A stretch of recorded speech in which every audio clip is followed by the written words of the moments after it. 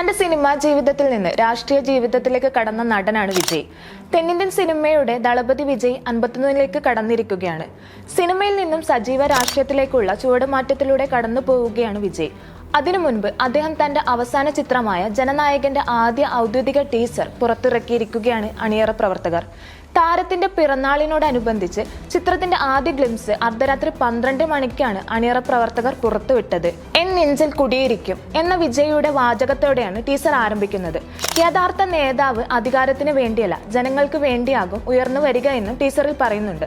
പിന്നാലെ പോലീസ് വേഷത്തിൽ വിജയ് എൻട്രി ചെയ്യുകയാണ്.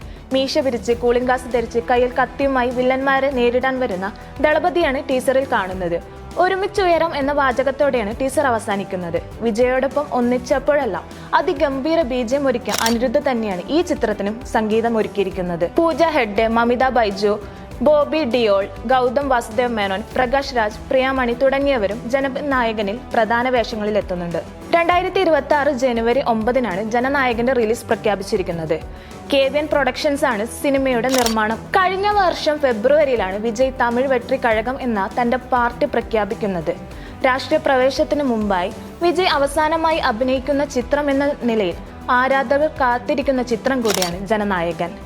ആദ്യ ഗ്ലിംസിന് പിന്നാലെ ബാലകൃഷ്ണയെ നായകനാക്കി അനിൽ രവിപുടി സംവിധാനം ചെയ്ത 2023 പുറത്തിറങ്ങിയ ഭഗവത് കേസരിയുടെ റീമേക്കാണ് ജനനായകൻ എന്ന തരത്തിലുള്ള വാദങ്ങളും ശക്തമായിരിക്കുകയാണ്. ഭഗവത് കേസരിയുടെ ചില സീനുകൾ ജനനായകനിൽ റീമേക്ക് ചെയ്യുന്നുണ്ടെന്ന് നിർമ്മാതാക്കൾ സ്ഥിരീകരിച്ചിരുന്നു. ഇതാദ്യമായാണ് വിജയ് ബാലകൃഷ്ണയുടെ സിനിമ റീമേക്ക് ചെയ്യുന്നത്. തന്റെ ജനനായകന്റെ ചിത്രത്തിനായി ആരാധകർ കാത്തിരിക്കുകയാണ്.